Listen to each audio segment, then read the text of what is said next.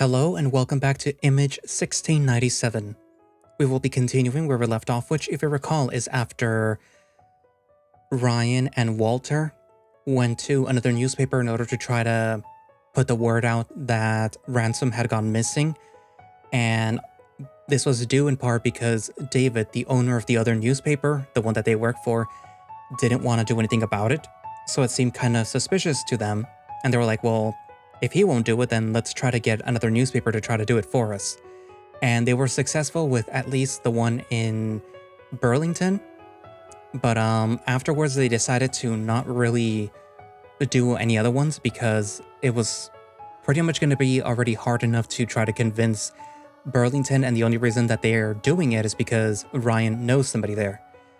And yeah. Afterwards, Ryan decided to speak to his parents about what happened to his aunt because it kind of struck him that what happened with Ransom's room more or less mirrored what happened with his aunt, where she seemed to have just one day gone crazy, attacked Ryan, and just disappeared because, you know, the witch got her. So, yeah. He also had a nightmare about her, but yeah. Anywho, so I believe this should be day 15. So, yeah. I guess without further ado, let us continue Image 1697. October 15.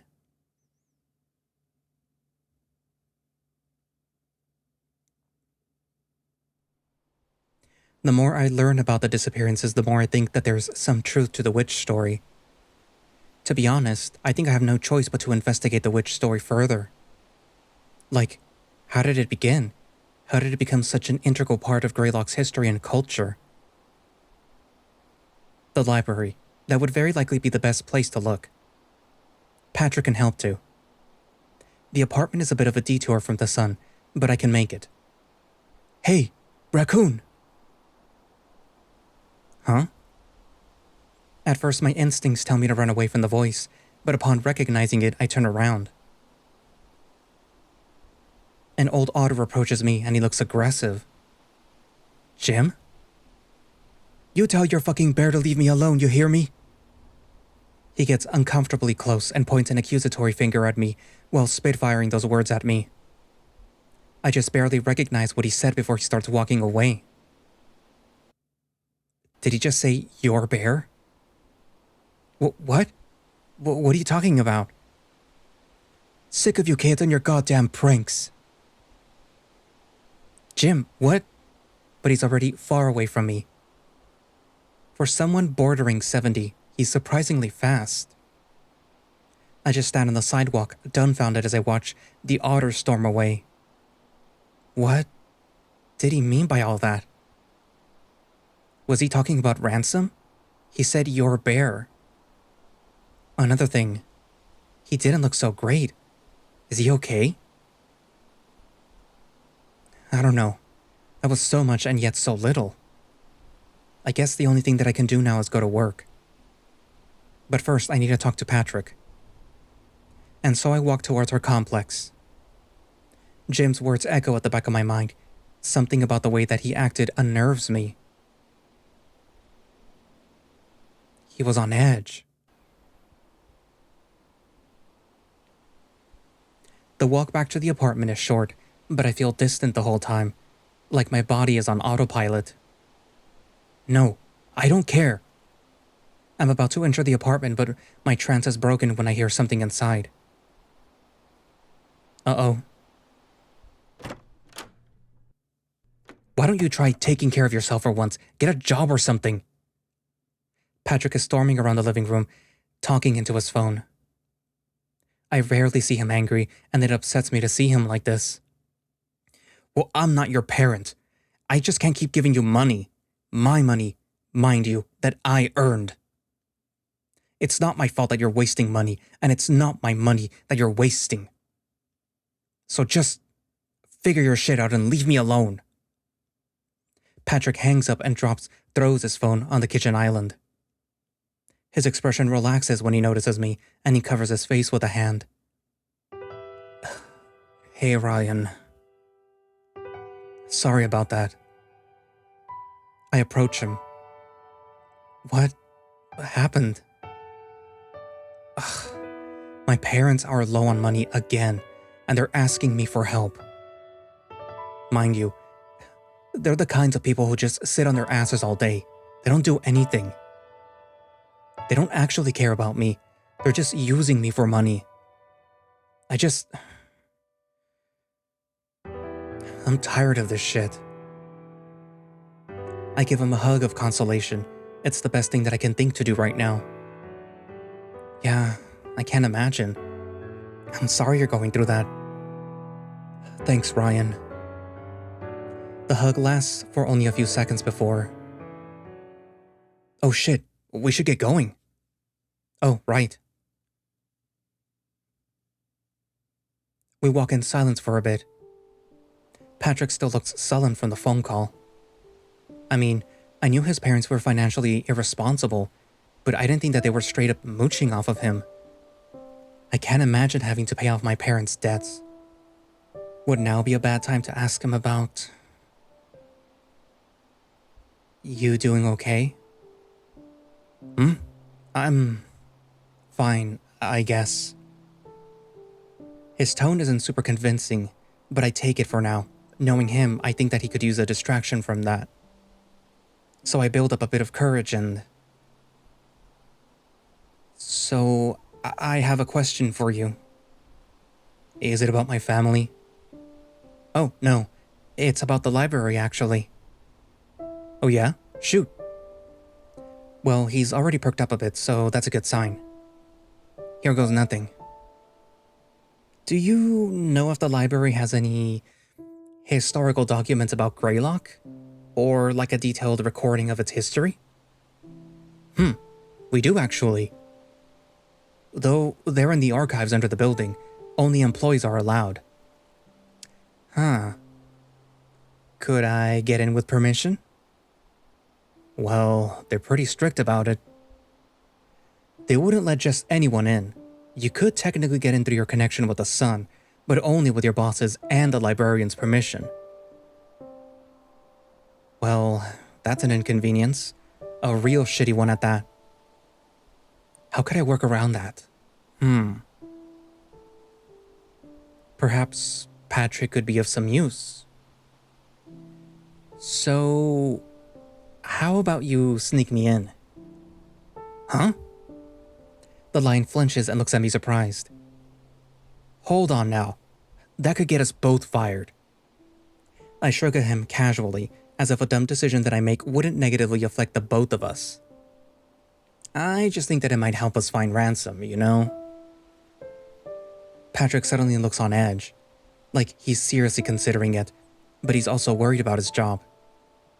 Maybe he needs a little more convincing. And so I spit out the first thing that I can think of. How about this? If you cooperate, I'll give you a real good fucking tonight. Hell, I might even let you stick your tongue in my cooch. Patrick looks at me, surprised and flustered. He leans in to whisper. Where's this coming from? I shrug at him again. I'm just making a promise to my boyfriend, who I love very much. I make two of my fingers walk up his arm. He looks unnerved and embarrassed, but I can smell the hint of excitement coming from him. Patrick takes a minute to consider. What would I do? To be honest, I didn't really plan ahead. I might have to bullshit my way through this. Well, we'd have to distract the librarian and any other workers. I think that I can do that. There aren't very many of us. I'll pretend that I'm browsing as you do, something to distract the librarian. Perhaps I can ask Walter. He might be willing to help. Okay, that could work. Alright, I know that I finished earlier than you, so I'll come over when I'm done with work. We can discuss a proper plan then. So, is it a yes? The lion sighs heavily. It's a breath of resignation.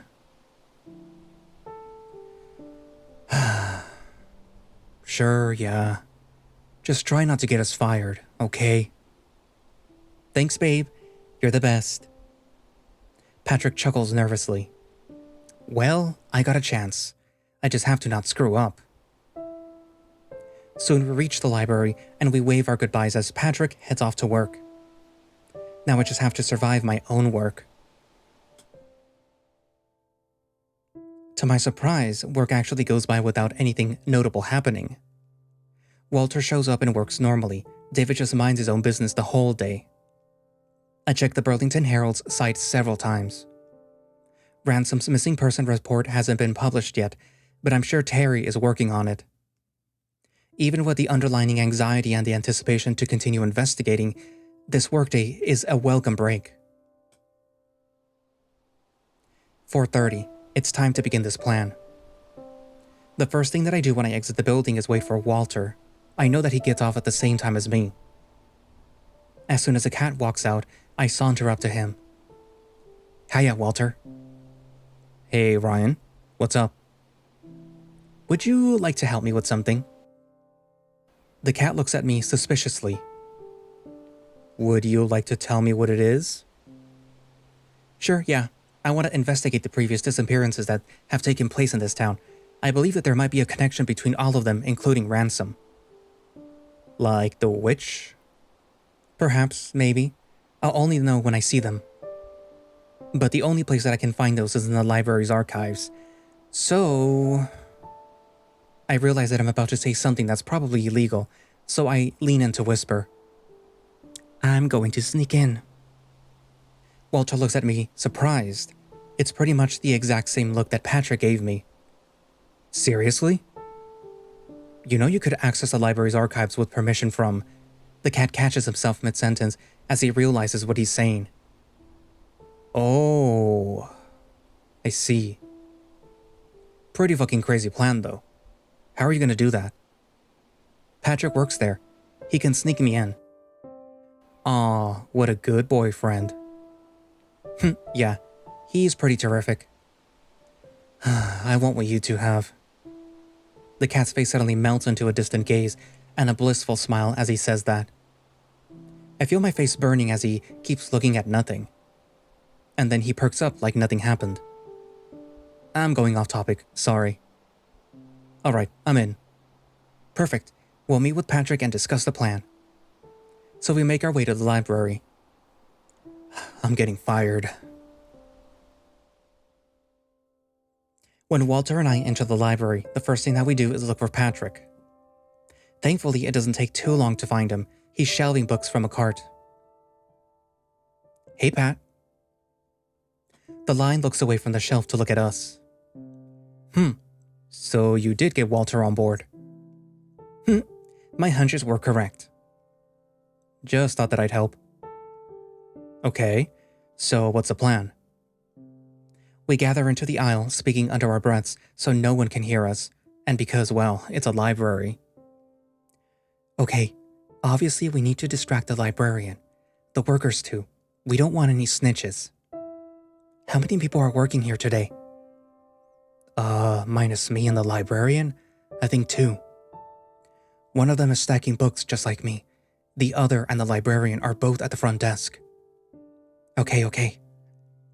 Oh, I could ask them to help me look for a particular book. Patrick and I look at each other for affirmation. That could work.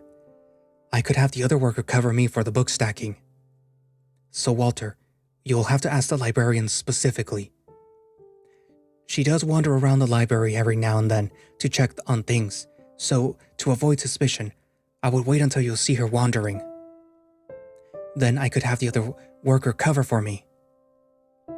That could be our only opening to sneak into the archives. It's definitely a risky plan, but if it works, then it works. Ryan, you crazy bitch. I know. Alright, you two go browse, separately. Remember, Walter, it starts with you. Gotcha. Go team. And then we all separate. I head towards the cookbook section at random, while Walter peruses the comic section. I pick a random book and skim through it. Tandoori, a tome of fine Indian cooking. Let's see here. Chicken vindaloo. Chicken marinated in garlic and vinegar, and then cooked with spices and put in a spicy curry alongside cubed potatoes.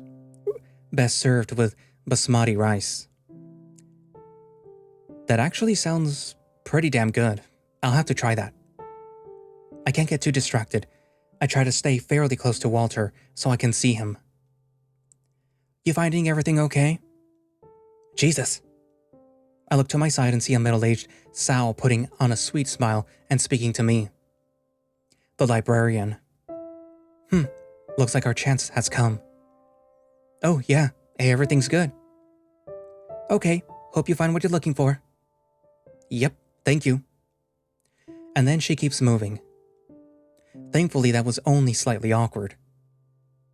Now she just has to check on Walter in order for this to work as naturally as possible. To our luck, the next area that she walks over to is the comic section. Walter looks like he knows that she's coming. He must have heard that little conversation between me and her. You finding everything okay? Walter turns around much more smoothly than I did. He puts on a very polite smile and responds. Oh, yeah. Actually, there was a particular book that I'm looking for. You think that you can help me? Well, you could use the catalog for that. To save himself, Walter makes himself look embarrassed. Well, I've never really used the catalog. You think that you could educate me on that? I'm sorry. Well, that's no problem at all. Follow me. She then leads the cat to the other side of the library, thankfully away from me and Patrick. As he walks away, he turns around and gives me a mischievous grin and a thumbs up. Smooth, Walter. I look behind me and see Patrick meeting my eye. He's got the signal. We nod at each other to initiate the next step. Patrick abandons his cart and walks behind the front desk. He goes up to a sheep working at a computer and starts talking to her. I can't hear what they're saying from this distance, but I think I hear Patrick say something about a phone call from his family. The sheep then gets up and goes to the abandoned cart. She looks a bit grouchy to leave her station, but she still goes to the cart. Now it's just Patrick behind the front desk. He holds his palm up, telling me to wait. The line takes a few seconds to look around to make sure all the other employees are distracted. Finally, he signals me to come. And so I tiptoe as quickly as I can towards him. I duck behind the front desk just to be safe. Patrick sifts through a small set of keys attached to his waist, and after finding the right one, unlocks a door labeled Archives. Okay, I'll come up with another plan with Walter so that we can get you out. I'll come down, and that will mean that it's time to leave, okay? I nod to him, still ducking behind the desk. Soon Patrick gets the door open. Alright, be quick. Best of luck. I whisper a quiet thank you to him and enter the door as discreetly as possible. Patrick immediately closes it, leaving me alone inside the archives. Okay, here goes nothing. I descend the stairs, still trying to be quiet for some reason. Upon reaching the bottom, I find myself in a large room lit modestly by dirty fluorescence. There is one aisle going down the middle of the room, 2 rows of shelves on each side. I start by going down the aisle, doing a very brief scan of the shelves. Damn, imagine how much stuff about Greylock I could find here. Unfortunately, I have a very limited time. The best that I could do now is find like a history book or something. It seems like there are more actual books towards the front of the room. Most of the shelves are filled with typical archive folders, especially towards the back. So I just wander amongst the shelves towards the front and skim the book names. A lot of them seem to be biographies for specific people or families. I even see a book about David's family, the Shelbournes. Eventually my eyes fall upon one large book titled Greylock, A History. Curious, I take the book off the shelf. The first thing that I do is go to the index. Which, page 57. Wait, which? Trials? Page 57. I pretty much have no choice but to turn to that page. The Greylock witch trials, although brief, were an admittedly regrettable time in the town's history. Taking place in October 1697, the trial saw over 100 people accused and 20 executed. It is said that the villagers went mad upon looking at the corpse of one particular individual who was hanged. In fact, it is believed that the trial and the execution of this individual was what began the witch trials and their onslaught. In hindsight, the villagers believed that the person was truly a witch and servant of Satan, while the other people who were executed were innocent. No historical records that would give a name to this individual still exist. To this day, no one knows the identity of that accused person. To even speak their name was the curse to the land, spoke Greylock Reverend Samuel Shelbourne, 1645 to 1709. Am I reading this correctly? Reverend Samuel Shelbourne? Could this reverend be David's ancestor? Also, I didn't even know Greylock had witch trials. We weren't exactly taught that part of our history. Wait a second. People went mad when they looked upon the witch's corpse? I know that there are several variations of the legend, but disappearances and people going mad seem to be the through line for all of them. I know that it might just be the hysteria of a Puritan community, but could the witch be real? My mind starts to spin in circles as questions start pouring in. I can only focus on that name. Shelbourne. David, what do you know? I snap back to reality when I hear the door open. My eyes dart to the stairs. Is it time already? Yeah, I'll be right back. Instead of hearing Patrick's voice, I hear, the librarians? What the fuck? What's happening? I frantically close the big book and place it on the shelf as quietly as I can. As the librarian's footsteps get louder, the first thing that I can think to do is to retreat to the end of the shelves. There is another smaller aisle right outside the shelves, marking the edges of the archives. It's a bit darker than the central aisles. I make that my arbitrary hiding spot as I hear the librarian's footsteps walking down the main aisle. I try to catch my breath while also being silent. What the fuck is happening? Where's Patrick? Did something go wrong? The librarian's footsteps stop seemingly in the back of the room. I don't hear her doing anything for a minute. The only thing that I hear is her breathing and my accelerated heartbeat. Now might be a good time to sprint up the stairs, but my legs freeze in place. What if she sees me? God, of course this would go wrong. What is that sound? Is that the librarian? Is that her breathing? Why is she breathing like that? Does she have a breathing problem or something? The sound of breaths is unnatural, almost like she's not getting enough air. I don't know what's happening, but I need to get out of here. I can't believe that I'm about to do this.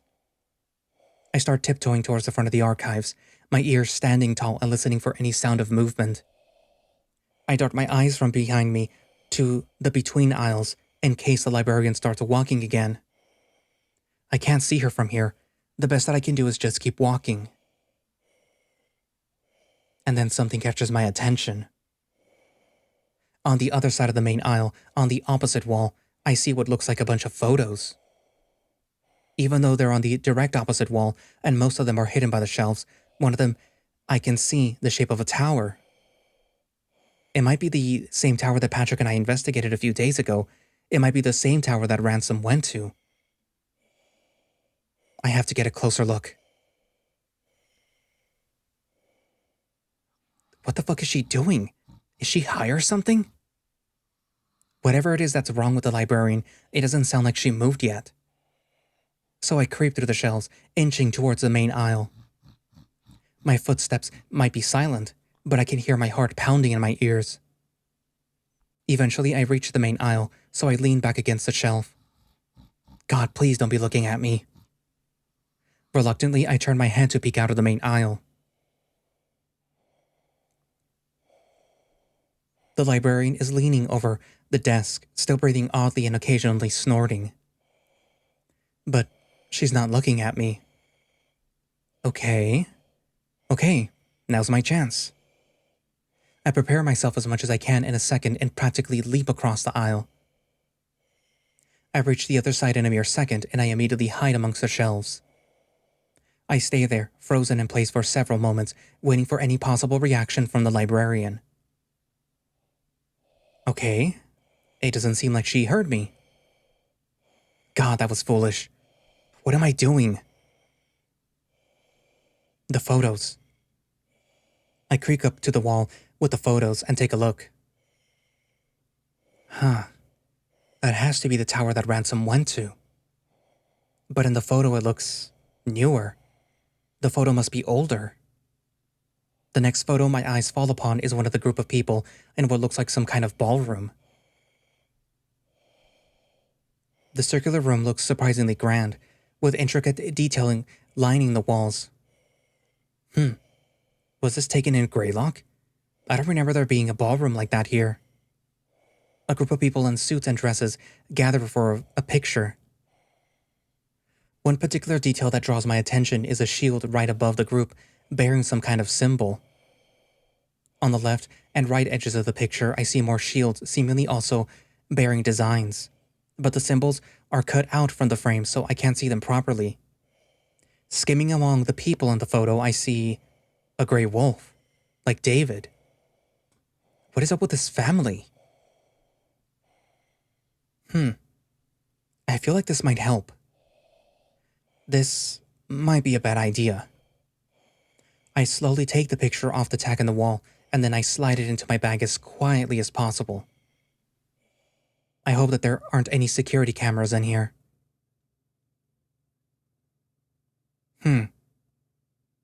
It's gotten oddly quiet.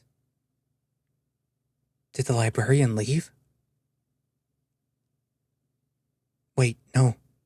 I would have heard the door open. I frantically look around for the old sow. I don't see her from here. Is she still at the back? I tiptoe through the shelves again. When I reach the central aisle, I peek my head towards the back.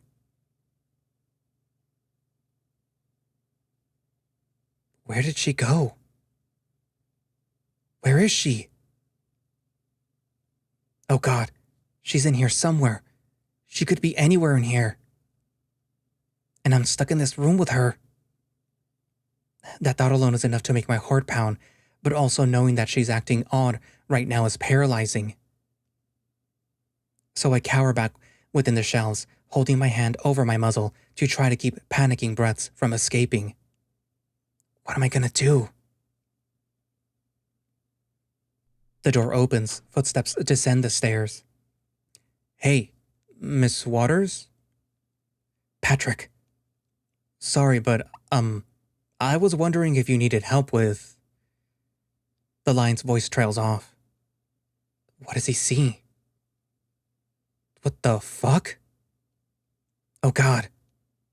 I inch my way back to the main aisle again and peek over once again. I don't see the librarian anywhere, but I do see Patrick standing in the main aisle, staring into the shelves. He looks both confused and worried. He doesn't even notice me at first. Eventually, he turns his head towards me, but his expression doesn't change. I guess I know where the librarian is now. The lion points to the shelves on the opposite side of the aisle. Go around. Okay. I follow his directions as quickly but quietly as I can manage. My heart keeps pumping, though safety is almost here. I hear the librarian snorting again. Miss Waters? What is that?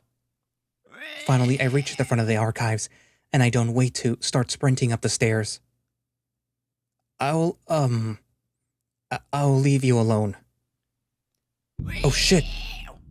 Looking behind me, I see Patrick running up the stairs himself. And behind him is a librarian. Running on all fours, her eyes large and round and dark. I reach the top of the stairs and practically dive behind the front desk. Patrick reaches the top too and frantically closes the door behind him. The lion gestures at me to go, so I leave the front desk as quickly as I can. As soon as I'm out, I try to look casual as I walk towards the front door. So anyways, That's why the movie adaptation of Raven Man didn't work. Walter is talking to the sheep worker, who looks like she wants to punch him right now. The cat notices my frantic gait and immediately skips towards me. Gotta go now, bye. Soon I'm finally out of the library. Whoa, hey, what the hell happened? Walter catches up to me as I start walking away from the library. Ryan? I stop and see Patrick exiting the building and jogging towards us. Is everything all right? It takes a minute for my heartbeat to slow down and for my body to stop shaking. I'm good with company now. Yeah, I'm fine. Okay, you'll have to tell me what's going on. Patrick and I look at each other, trying to process what we just witnessed. The librarian was out of her mind. She never acts like that. Like, what was she doing? Walking on all fours. Snorting and squealing too. So, like a wild pig? The three of us look between each other in silence for a bit. I don't think that I've ever seen anyone act like that.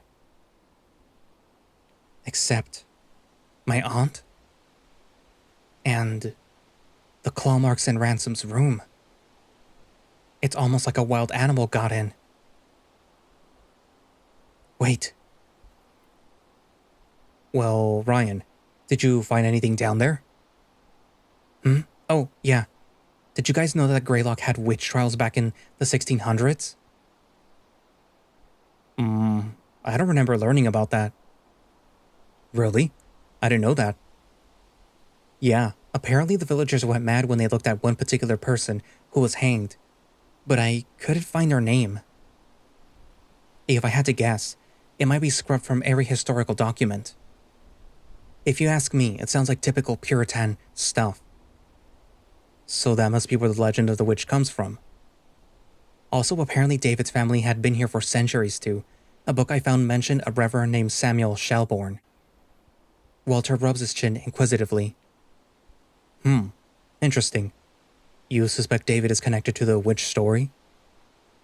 I don't know about David per se, but definitely Samuel, if that's his ancestor. Oh, also I found this picture. Does anything stand out about it? I take the picture out of my bag and hand it to Patrick.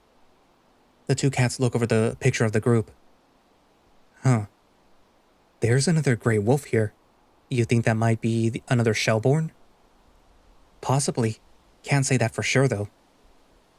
I feel like I've seen that design on the shield before. An omega over a straight line. The cat paces around for a bit, snapping his fingers as he thinks. Oh yeah, it's the symbol of Libra. Patrick and I look at each other, waiting for him to elaborate. Libra like... More specifically, Libra as a zodiac sign. It looks like there are more shields in the picture, so perhaps that ballroom or whatever, it has like a zodiac belt decoration? That's neat. So if that's correct, then the shield to the left should have Virgo and the shield to the right should have Scorpio. Patrick and I look at each other and we immediately know what we're both thinking about. Let Scorpio guide you. As above, so below. Whoa, what's that? Weird thing that we saw at a tower. Perhaps whatever building this is, that's where we should go next. And if we go in that direction of the Scorpio shield, that just might get us somewhere. I know that I was just in a very frightful situation, but now I'm just excited. This just might be another step to finding Ransom. I shake Walter's genius shoulder out of my excitement. Walter, thank you. The cat looks a bit surprised and embarrassed. You're welcome. I don't know why, but I just started walking home. Patrick is a bit confused at first, but he catches up to me. See you tomorrow then, I guess? Yeah, see you. Oh my god, we're gonna find him. Well, you seem excited. Patrick and I enter our apartment, and I immediately start pacing around the living room. Oh, you have no idea, Pat. We have another lead, and I just have a feeling that we're about to bust this case. I drop my bag on the kitchen island a bit too heavily. Wide open. Whoa, it's honestly refreshing to see you this excited. I know it's been weird these past few days, but... I walk up to my line and plant a big kiss on his lips. When I pull away, I just keep my head close to his, holding his shoulders. Hey, Pat. I just want to say thank you for all that you've done these past few days. I know it's been messy and scary with everything that's going on. But thank you. I really do appreciate it. Patrick smiles tenderly. I revel in his warmth. It's no problem. I'm here for you because I love you, Ryan. Just hearing these words is all that I need to know that everything will be okay. I love you too, buddy. We kiss again and again, and then we go a bit deeper.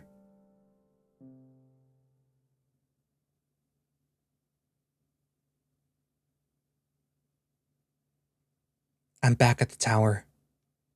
It's extra foggy today. The top of the tower disappears into the thick fog.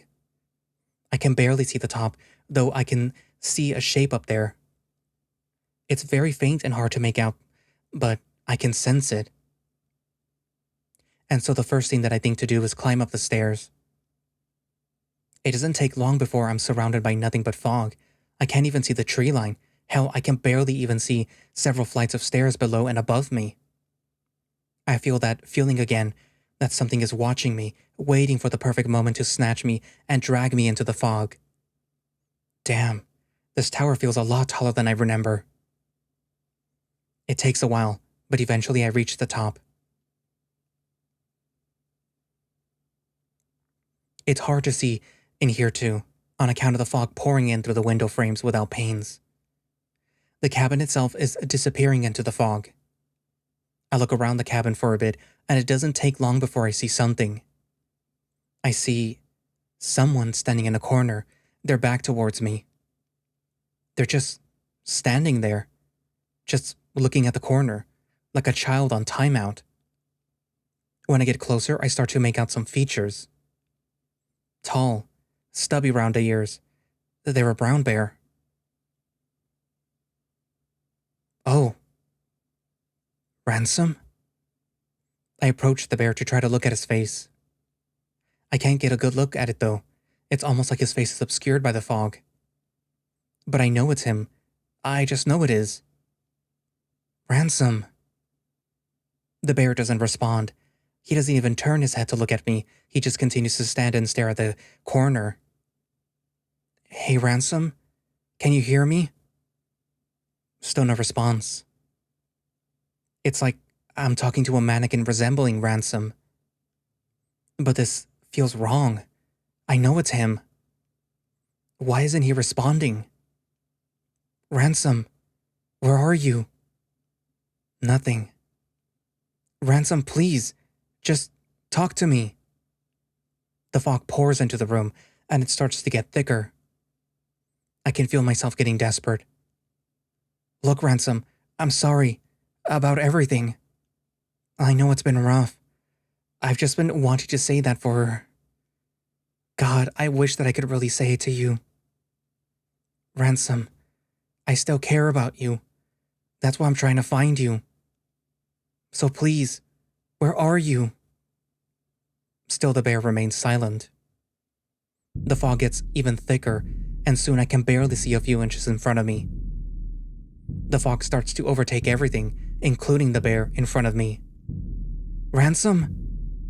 I can also feel something pulling me away from the bear. The cabin, it's expanding. The room is getting bigger, and I can feel myself getting pulled farther away from the bear.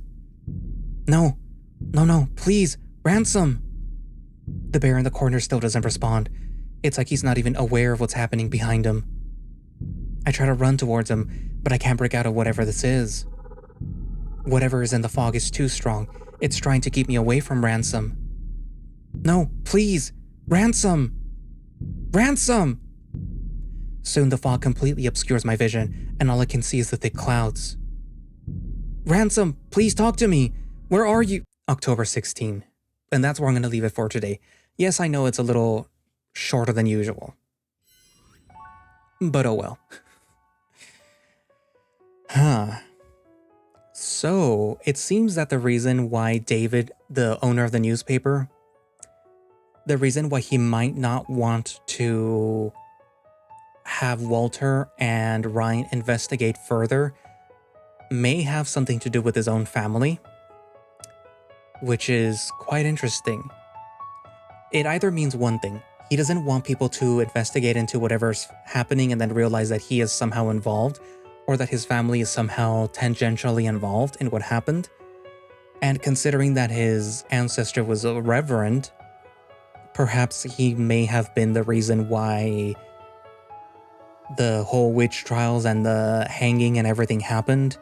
So he's trying to cover up maybe any fault on his family's part.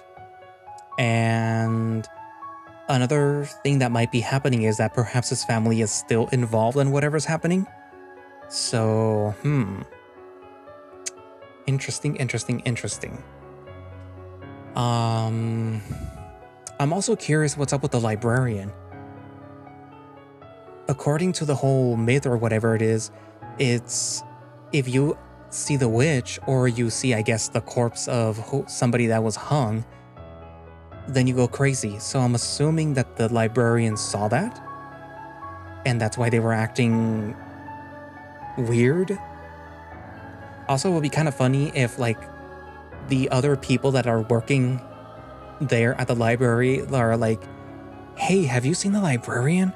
It's like, I don't know, she probably went, like, downstairs, didn't she? And then they open the door and then, like, she, like, springs out and attacks them. That would be kind of funny and kind of, like, terrifying if that were to happen. Like, did Patrick at least tell them, like, hey, don't go downstairs, please.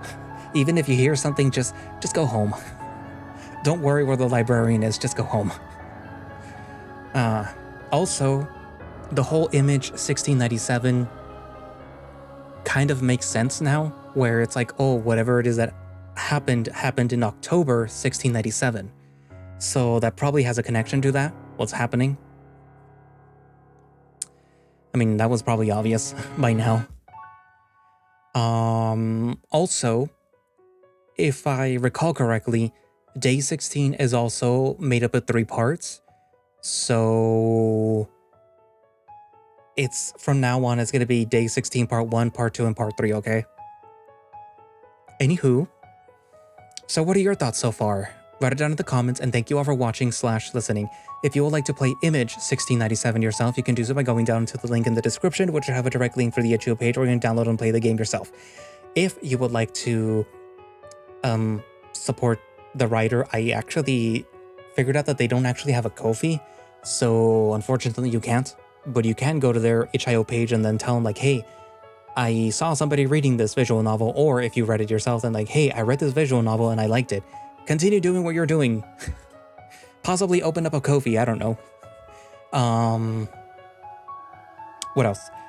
If you would like to support the channel and help support me, you can, join and become a channel member. And it does, it does tell me that, like, hey, I like your videos, here's some money on a monthly basis. And then me, I go, hey, here's some early access to these videos as they're being scheduled. Haha. Or if you can't do that, for whatever reason, there is a Ko-fi that I also have, you could do that. It's appreciated. And I do have a throne in case you're feeling overly generous and you have some expendable income, but like, I kind of know that we probably all don't at this point because of a certain someone, so like, yeah, it's okay. Anywho, so I guess that's it for now, and I will see you guys in the next part. Bye-bye.